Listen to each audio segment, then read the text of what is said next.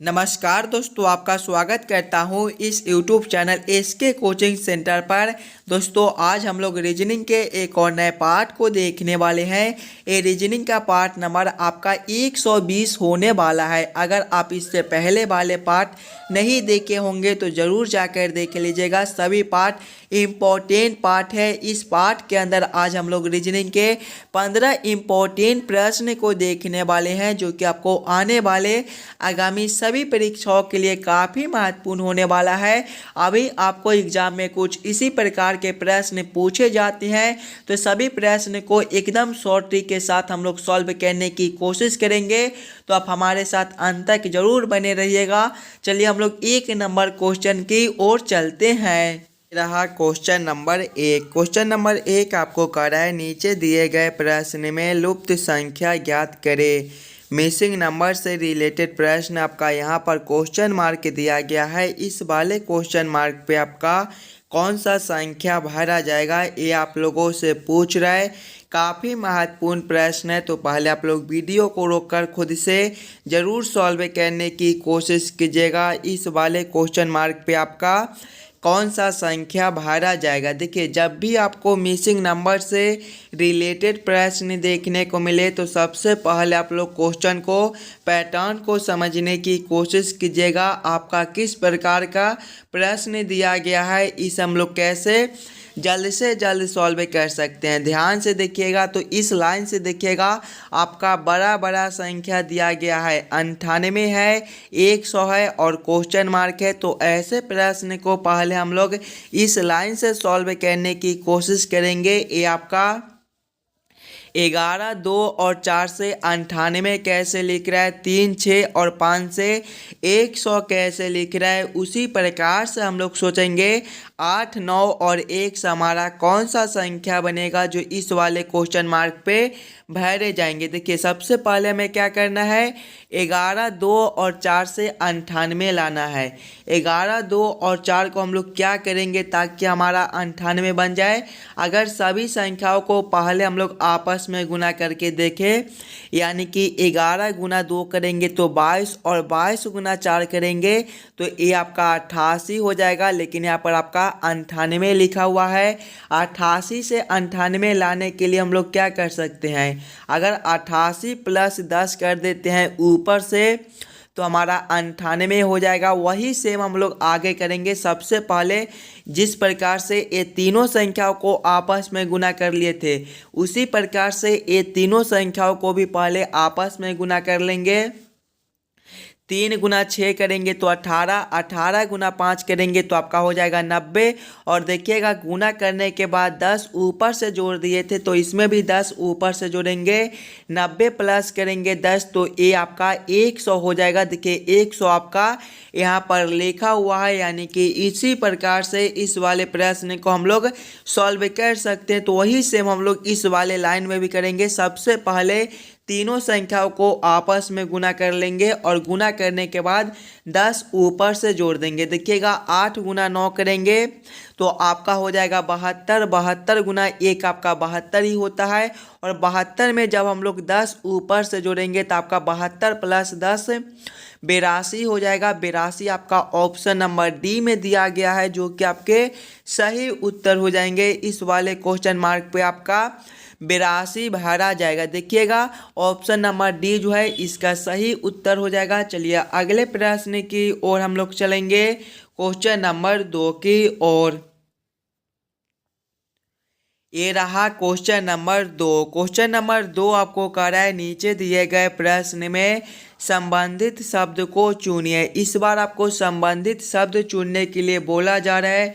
प्रश्न आपको कह रहा है, जिस प्रकार से बगीचा का संबंध पौधे के साथ है, उसी प्रकार से आप लोगों से पूछ रहा है पुस्तक का संबंध कौन सा शब्द के साथ होगा जो इस वाले क्वेश्चन मार्क पे भरे जाएंगे। एनालॉजी का प्रश्न है। और जब भी आपको इस प्रकार के एनालॉजी के प्रश्न देखने को मिले तो सबसे पहले आप लोग ये समझने की कोशिश कीजिएगा, ये आपका बगीचा से पौधा किस प्रकार से लिख रहा है, बगीचा से पौधा किस प्रकार से संबंधित है। उसी प्रकार से हम लोग सोचेंगे पुस्तक से हमारा कौन सा शब्द बनेगा जो इस वाले क्वेश्चन मार्क पे भरे जाएंगे। ध्यान से देखिएगा, पहले आपका बगीचा से पौधा लिखा हुआ है। बगीचा में जो है वो आपके पौधे लगे हुए होते हैं। उसी प्रकार से देखिएगा तो पुस्तक में आपका पृष्ठ लगा हुआ रहता है। जिस प्रकार से बगीचा में पौधा होता है उसी प्रकार से आपके पुस्तक में पृष्ठ होते हैं। तो इस वाले क्वेश्चन मार्क पे आपके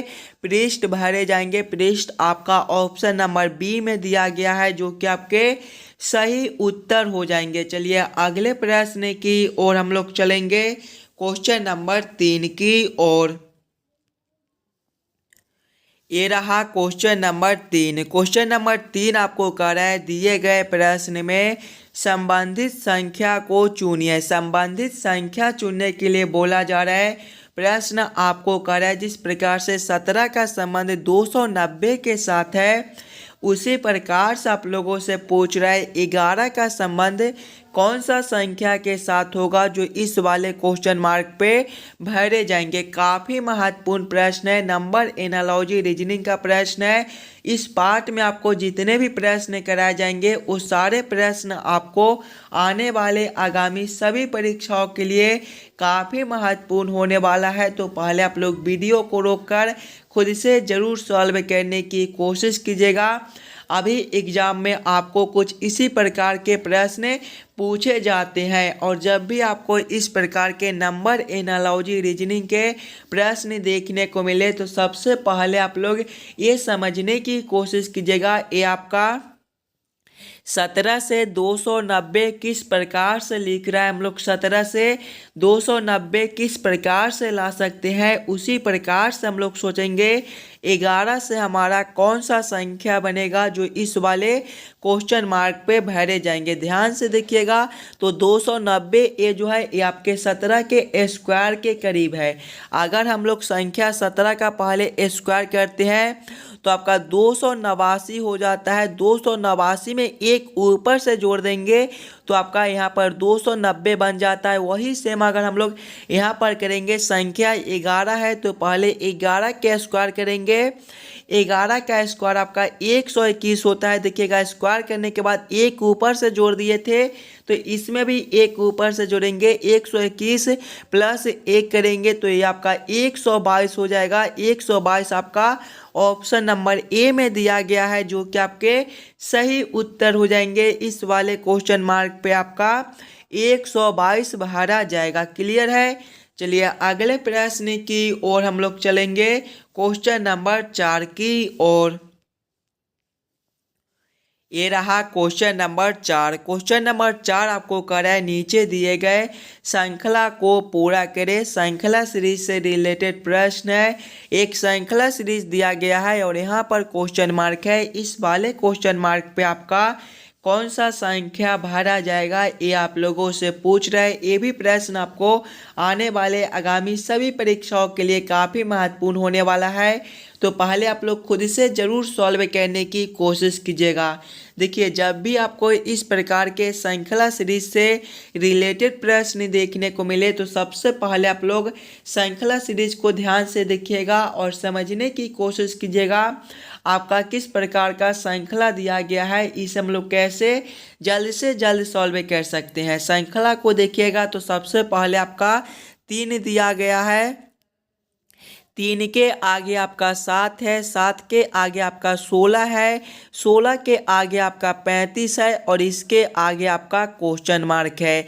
ध्यान से देखिएगा तो 3 से 7 है, ये जो है ये आपके 3 के दोगुने के करीब है। 7 से 16 है, ये भी आपके 7 के दोगुने के करीब है।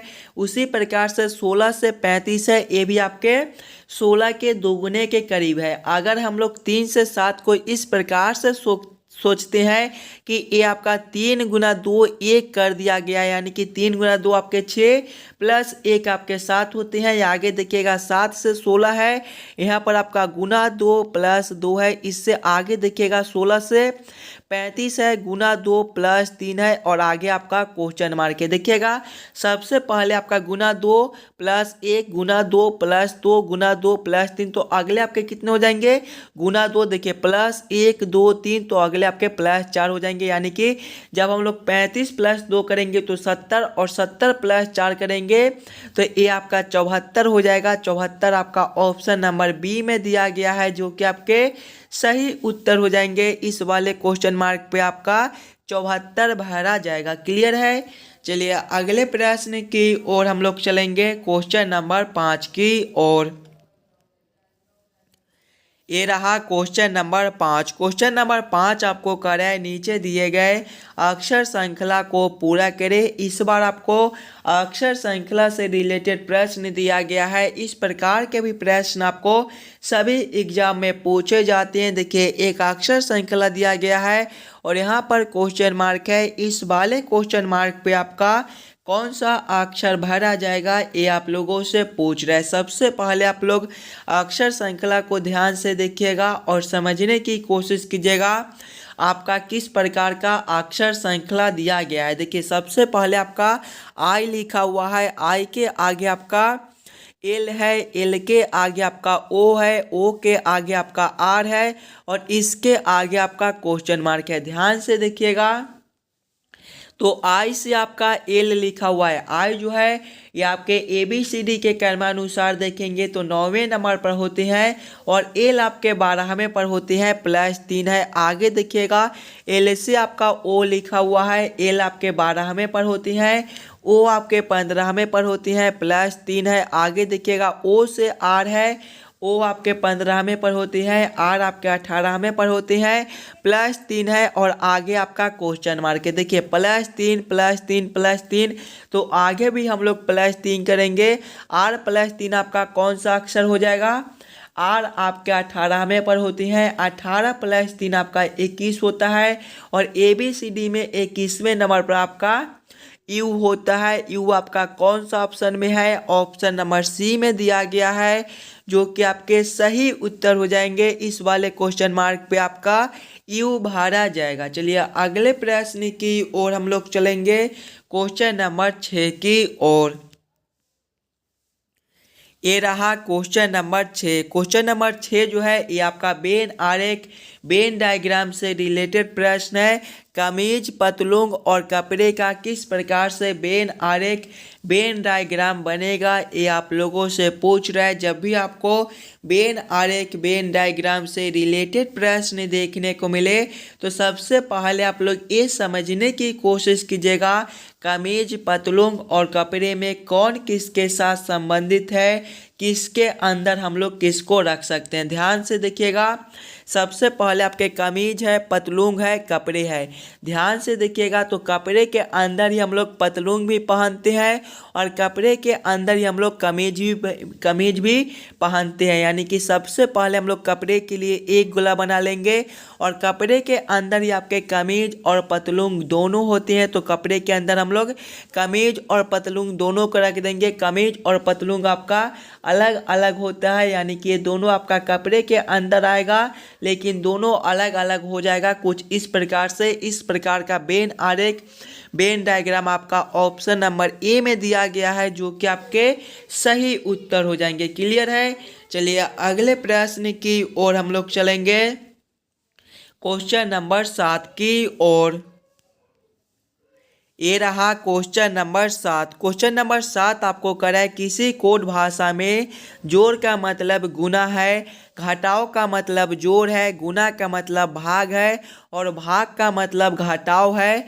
निम्नलिखित प्रश्न का उत्तर क्या है। देखिए प्रश्न आपका 234 गुना 9 घटाव 12 जोड़ 4 बराबर क्वेश्चन मार्क। इस वाले क्वेश्चन मार्क पे आपका कौन सा संख्या भरा जाएगा ये आप लोगों से पूछ रहा है। ये भी प्रश्न आपके आने वाले आगामी सभी परीक्षाओं में पूछे जाएंगे। तो जब भी आपको इस प्रकार के रीजनिंग के प्रश्न देखने को मिले तो सबसे पहले आप लोग प्रश्न को ध्यान से पढ़िएगा और समझने की कोशिश कीजिएगा प्रश्न आपको क्या कह रहा है। इस प्रकार के प्रश्न को हम लोग कैसे जल्द से जल्द सॉल्व कर सकते हैं। देखिए प्रश्न आपको कह रहा है कि किसी कोड भाषा में जोड़ का मतलब गुना है, यानी कि इस वाले प्रश्न में जोड़ का मतलब गुना है, यानी कि जहाँ पर जोड़ दिया गया है वहाँ पर हम लोग गुना को रखेंगे। घटाव का मतलब आपका जोड़ है, घटाव के जगह पे जोड़ को रखेंगे। गुना का मतलब भाग है, गुना के जगह पे हम लोग भाग को रखेंगे। और भाग का मतलब घटाव दिया गया है, यानी कि भाग के जगह पे घटाव को रखकर इस वाले समीकरण को हम लोग हल कर लेंगे। देखिएगा, सबसे पहले आपका 234 है, 234 गुना 9 है। गुना का मतलब देखिएगा, गुना का मतलब आपका भाग है, तो यहाँ पर आपके भागा 9 हो जाएंगे। उसके बाद आपका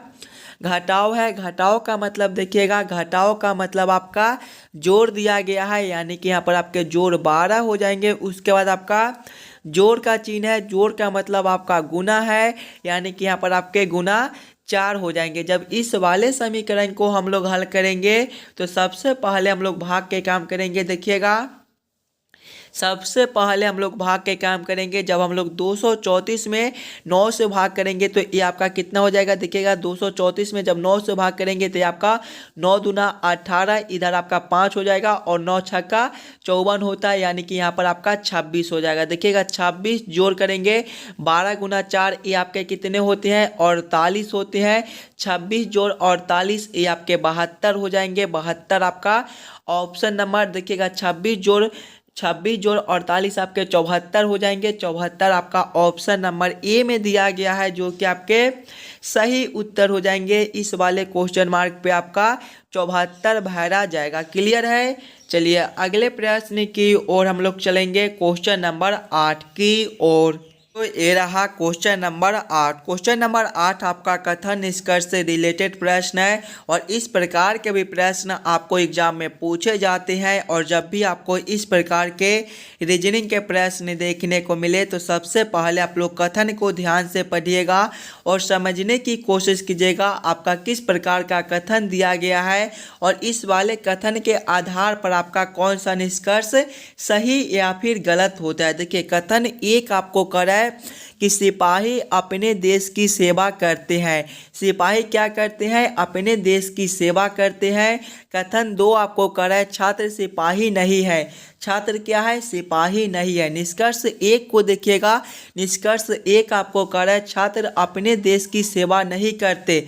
यह निष्कर्ष आपका गलत हो जाता है। ये दोनों कथन से यह निष्कर्ष नहीं निकलता है कि छात्र अपने देश की सेवा नहीं करते, सिपाही छात्र नहीं होता है। इससे यह निष्कर्ष नहीं निकलता है कि छात्र अपने देश की सेवा नहीं करते हैं। ये निष्कर्ष आपका गलत हो जाएगा। निष्कर्ष 2 को देखेंगे, कुछ छात्र अपने देश की सेवा करते हैं। कुछ छात्र अपने देश की सेवा करते हैं, ये भी निष्कर्ष आपका गलत हो जाएगा। इससे ये भी निष्कर्ष नहीं निकलता है। ये दोनों कथन से ये भी निष्कर्ष नहीं निकलता है कि कुछ छात्र ही अपने देश की सेवा करते हैं और बाकी छात्र अपने देश की सेवा नहीं करते हैं। ये दोनों निष्कर्ष आपका गलत हो जाता है। दोनों निष्कर्ष को ऑप्शन नंबर सी में गलत किया गया है। ना तो निष्कर्ष 1 निकलता है और ना ही 2। ऑप्शन नंबर सी इसका सही उत्तर हो जाएगा। क्वेश्चन नंबर 8 का आपका ऑप्शन नंबर सी सही उत्तर हो जाएगा। चलिए अगले प्रश्न की ओर हम लोग चलेंगे, क्वेश्चन नंबर 9 की ओर। ये रहा क्वेश्चन नंबर 9। क्वेश्चन नंबर 9 आपको कर रहा है, नीचे दिए गए प्रश्न में विषम संख्या को पहचान करें। इस बार आपको विषम संख्या चुनने के लिए बोला जा रहा है। प्रश्न आपको करे कि यहाँ पर 4 ऑप्शन दिए गए हैं, ये चारों ऑप्शन में सबसे अलग ऑप्शन को पहचान करें। देखिए, जब भी आपको विषम संख्या चुनने के लिए बोले तो सबसे पहले आप लोग चारों ऑप्शन को ध्यान से देखिएगा और समझने की कोशिश कीजिएगा। ये चारों ऑप्शन में आपका सबसे अलग ऑप्शन कौन सा दिया गया है। जो ऑप्शन आपके सबसे अलग होंगे वही ऑप्शन आपके सही उत्तर हो जाएंगे। देखिए, ऑप्शन नंबर ए में आपका 152 है, ऑप्शन बी में 38 है, ऑप्शन सी में 114 है और ऑप्शन डी में देखिएगा 144 है। 144 को ध्यान से देखिएगा तो ये आपका 12 का स्क्वायर होता है, जबकि कोई भी संख्या किसी भी संख्या का स्क्वायर नहीं दिया गया है। तो सबसे अलग आपके ऑप्शन डी हो जाएंगे। यहाँ पर आपका 12 का स्क्वायर दिया गया है, जबकि कोई भी संख्या किसी भी संख्या का स्क्वायर नहीं है। तो क्वेश्चन नंबर 9 का आपका ऑप्शन नंबर डी जो है वो सही उत्तर हो जाएंगे। चलिए अगले प्रश्न की ओर हम लोग चलेंगे, क्वेश्चन नंबर 10 की ओर। ये रहा क्वेश्चन नंबर 10। क्वेश्चन नंबर 10 आपको कर रहा है, एक विशिष्ट कोड भाषा में टेल को 42 लिखा जाता है, बैंट को 37 लिखा जाता है। इस कोड भाषा में गोडे गोडे को किस प्रकार लिखा जाएगा, ये आप लोगों से पूछ रहा है। ये भी प्रश्न आपके लिए काफ़ी महत्वपूर्ण प्रश्न है, और जब भी आपको इस प्रकार के कोडिंग डिकोडिंग से रिलेटेड प्रश्न देखने को मिले तो सबसे पहले आप लोग ये समझने की कोशिश कीजिएगा TAIL से आपका ये 42 कैसे लिख रहा है, BANT से 37 कैसे लिख रहा है। उसी प्रकार से हम लोग सोचेंगे GODY से हमारा कौन सा संख्या बनेगा। ध्यान से देखिएगा, सबसे पहले आपका टेल है, टेल जो है ये आपके TAIL से मिलकर बनते हैं। TAIL से हम लोग 42 किस प्रकार से ला सकते हैं, अगर टेल के सभी अक्षर को हम लोग ABCD के क्रमानुसार लिखेंगे, यानी कि टी को देखेंगे तो ये आपके ABCD के क्रमानुसार में 20वें नंबर पर होते हैं, ए आपके पहले पर होती हैं, आई आपके 9वें पर होते हैं, और एल आपके 12वें पर होते हैं। सभी को आपस में जोड़कर देखेंगे, 20 + 1 आपके 21, 21 + 9 आपके 30, और 30 + 12 आपके 42 होते हैं। देखिए 42 आपका यहाँ पर लिखा हुआ है। उसी प्रकार से बैंट को देखिएगा तो बैंट जो है ये आपके BANT से मिलकर बनता है। इसके भी सभी अक्षर को पहले ABCD के क्रमानुसार लिखेंगे, उसके बाद आपस में जोड़ लेंगे। देखिएगा B आपके दूसरे नंबर पर होता है, A आपके पहले पर होता है, N आपके 14वें पर, और T आपके 20वें पर। सभी को आपस में जोड़ेंगे, 2 + 1 आपके 3, 3 + 14 आपके 17, और 17 + 20 आपके 37 होते हैं। देखिएगा 37 आपका यहाँ पर लिखा हुआ है, यानी कि इसी प्रकार से इस वाले प्रश्न को हम लोग सॉल्व कर सकते हैं। तो वही से हम लोग गोडे के साथ करेंगे। गोडे आपका जो है ये जो है GODY से मिलकर बनता है। इसके भी सभी अक्षर को पहले ABCD के क्रमानुसार लिखेंगे, तो G आपके 7वें पर होते हैं, O आपके 15वें पर होते हैं, D आपके 4थे पर होते हैं, और Y जो है ये आपके 25वें पर होते हैं। सभी को आपस में जोड़ेंगे, 7 + 15 ये आपके 22 हो जाएंगे, 22 + 4 आपके 26, और 26 + 25 ये आपके 51 हो जाएंगे। 51 आपका ऑप्शन नंबर बी में दिया गया है, जो कि आपके सही उत्तर हो जाएंगे। चलिए अगले प्रश्न की ओर हम लोग चलेंगे, क्वेश्चन नंबर 11 की ओर। ये रहा क्वेश्चन नंबर 11। क्वेश्चन नंबर 11 आपको कर रहा है, नीचे दिए गए निम्नलिखित शब्दों का सही क्रम बताएं। महाविद्यालय, शिशु, बच्चा, विद्यालय और युवा का किस प्रकार से सही क्रम बनेगा, ये आप लोगों से पूछ रहे हैं। सभी प्रश्न काफ़ी महत्वपूर्ण प्रश्न है, तो पहले आप लोग खुद से ज़रूर सॉल्व करने की कोशिश कीजिएगा। और जितने बच्चे इस वाले YouTube चैनल पर नए हो, चैनल को सब्सक्राइब जरूर कर लीजिएगा, और वीडियो को भी आप लोग लाइक करके ज़रूर जाइएगा, और हो सके तो ज़्यादा से ज़्यादा शेयर भी कर दीजिएगा। आपको डेली रीजनिंग के एक नए क्लास कराए जाते हैं। आपको आने वाले आगामी सभी परीक्षाओं के लिए ये सारे प्रश्न काफ़ी महत्वपूर्ण होने वाले हैं। तो पहले आप लोग सभी प्रश्न को भी खुद से ज़रूर सॉल्व करने की कोशिश कीजिएगा। देखिए प्रश्न आपको क्या कराए कि सही क्रम बताए। महाविद्यालय, शिशु, बच्चा, विद्यालय और युवा का किस प्रकार से सही क्रम बनेगा। देखिए इसमें सबसे पहले जो है वो आपके शिशु हो जाएंगे, यानी कि 2 नंबर। शिशु के बाद आपका बच्चा हो जाएगा, यानी कि 3 नंबर। बच्चा के बाद आपका विद्यालय हो जाएगा, यानी कि 4 नंबर। विद्यालय के बाद आपका युवा हो जाएगा, यानी कि 5 नंबर। और युवा के बाद आपका महाविद्यालय हो जाएगा, यानी कि 1 नंबर। कौन सा ऑप्शन में आपका 2, 3, 4, 5, 1 लिखा हुआ है। देखिएगा 2, 3, 4, 5, 1 आपके ऑप्शन नंबर डी में दिए गए हैं, जो कि आपके सही उत्तर हो जाएंगे। क्लियर है। अगर आपको किसी भी प्रश्न में कहीं पर भी कोई दिक्कत हो तो हमें ये भी कमेंट करके बताइएगा। चलिए अगले प्रश्न की ओर हम लोग चलेंगे, क्वेश्चन नंबर 12 की ओर। ये रहा क्वेश्चन नंबर 12। क्वेश्चन नंबर 12 आपको कह रहा है, नीचे दिए गए प्रश्न में संबंधित अक्षरों को पहचान करें। इस बार आपको संबंधित अक्षर चुनने के लिए बोला जा रहा है। प्रश्न आपको कर रहा है जिस प्रकार से CEIM का संबंध DGLQ के साथ है, उसी प्रकार से आप लोगों से पूछ रहा है FGIO का संबंध कौन सा अक्षर के साथ होगा, जो इस वाले क्वेश्चन मार्क पे भरे जाएंगे। जब भी आपको इस प्रकार के रीजनिंग के प्रश्न देखने को मिले तो सबसे पहले आप लोग ये समझने की कोशिश कीजिएगा, ये आपका CEIM से DGLQ किस प्रकार से लिख रहा है। देखिएगा, पहले आपका C है, उसके बाद E है, उसके बाद I है और उसके बाद M लिखा हुआ है और इससे क्या लिखा हुआ है, DGLQ लिखा हुआ है। ध्यान से देखिएगा सिंगल अक्षर को, तो C से आपका D है +1 है, E से आपका G है, यहाँ पर आपके +2 है, I से आपका L है +3 है और M से आपका Q है +4, यानी कि पहले में +1, दूसरे में +2, तीसरे में +3 और चौथे में +4 कर दिया गया है। वही सेम हम लोग यहाँ पर भी करेंगे। यहाँ पर आपका दिखेगा FGIO लिखा हुआ है, पहले अक्षर में +1 करना है। F + 1 आपके कितने हो जाएंगे, F आपके छठे पर होते हैं, 6 + 1 आपके 7 और 7वें पर आपका G होता है। आगे देखिएगा दूसरे वाले में +2 करना है, G + 2 आपके कितने हो जाएंगे, G आपके 7वें पर होते हैं, 7 + 2 9 और 9वें पर आपका I होता है। आगे देखिएगा तीसरे वाले में +3 करना है, I + 3 आपके कितने हो जाएंगे, I आपके 9वें पर होते हैं, 9 + 3 आपके 12 और 12वें पर आपका L होता है। आगे देखिएगा चौथा है, चौथा में +4 करना है, O + 4 आपके कितने हो जाएंगे, O आपके 15वें पर होते हैं, 15 + 4 आपके 19 और 19वें पर आपका S होता है। कौन सा ऑप्शन में देखिएगा, GILS लिखा हुआ है, GILS आपके ऑप्शन नंबर B में दिए गए हैं, जो कि आपके सही उत्तर हो जाएंगे। इस वाले क्वेश्चन मार्क पे आपका GILS भरे जाएंगे। क्लियर है। चलिए अगले प्रश्न की ओर हम लोग चलेंगे, क्वेश्चन नंबर 13 की ओर। ये रहा क्वेश्चन नंबर 13। क्वेश्चन नंबर 13 आपको कह रहा है, एक व्यक्ति 3 किलोमीटर पश्चिम की ओर चलता है, फिर दक्षिण की ओर मुड़ जाता है और 7 किलोमीटर तक चलता है, फिर पूरब की ओर मुड़ जाता है और 3 किलोमीटर तक चलता है, फिर अपनी दाईं ओर मुड़ जाता है और 5 किलोमीटर तक चलता है।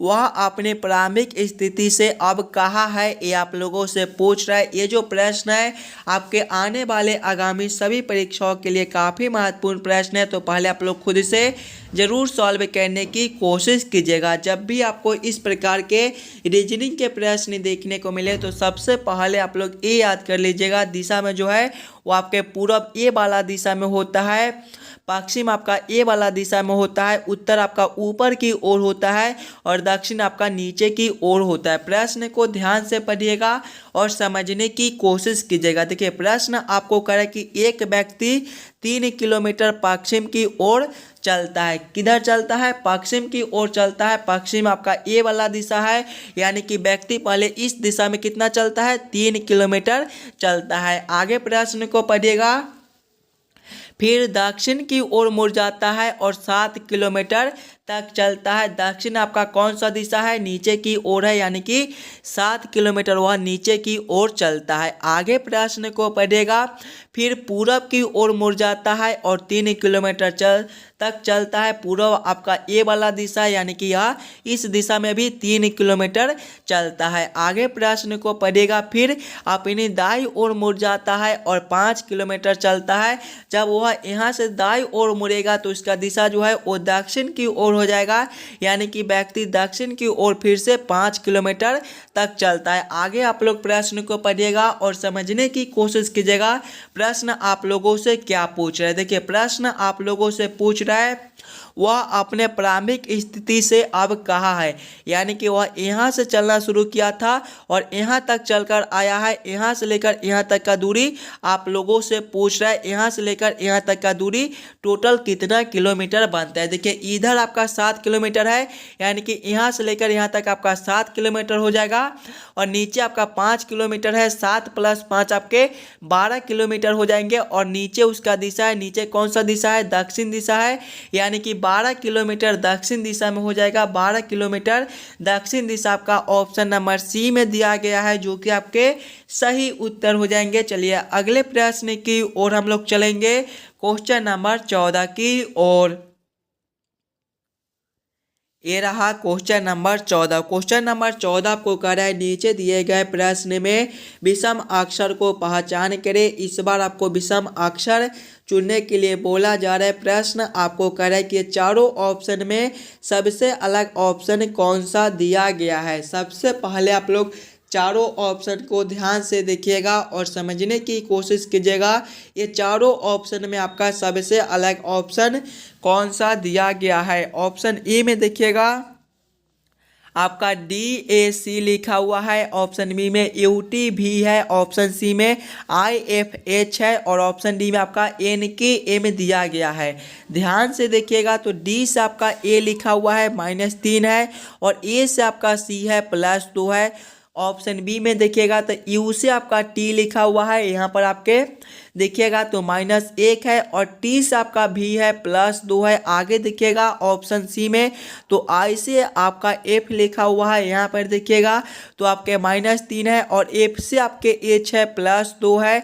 ऑप्शन डी में देखिएगा तो एन से आपका के लिखा हुआ है -3 है और के से आपका एम है +2 है। सभी में देखिएगा -3 +2 -3 +2 -3 +2, लेकिन ऑप्शन बी में देखिएगा तो -1 है और +2, यानी कि ए ऑप्शन आपका सबसे अलग ऑप्शन है। तो क्वेश्चन नंबर 14 का आपका ऑप्शन नंबर बी जो है वो सही उत्तर हो जाएगा। चलिए अगले प्रश्न की ओर हम लोग चलेंगे, क्वेश्चन नंबर 15 की ओर। ये रहा क्वेश्चन नंबर 15 और ये जो प्रश्न है ये आपके होमवर्क के तौर पे छोड़े जाते हैं। सभी बच्चे इस वाले प्रश्न को खुद से सॉल्व करने की कोशिश कीजिएगा और आंसर जरूर कमेंट कीजिएगा। और आप लोग एक बार ये भी कमेंट कर दीजिएगा कि आज के 15 प्रश्न में से आप लोग कितने प्रश्न को खुद से सॉल्व किए हो। अगर आपको किसी भी प्रश्न में कहीं पर भी कोई दिक्कत हो तो हमें ज़रूर कमेंट करके बताइएगा। और जितने बच्चे इस वाले यूट्यूब चैनल पर नए हो, चैनल को सब्सक्राइब और वीडियो को लाइक जरूर करके जाइएगा और हो सके तो ज़्यादा से ज़्यादा अपने दोस्तों के साथ भी शेयर कीजिएगा ताकि और बच्चे तक पहुंच सके। चलिए हम लोग मिलते हैं आपसे अगले वीडियो में। धन्यवाद।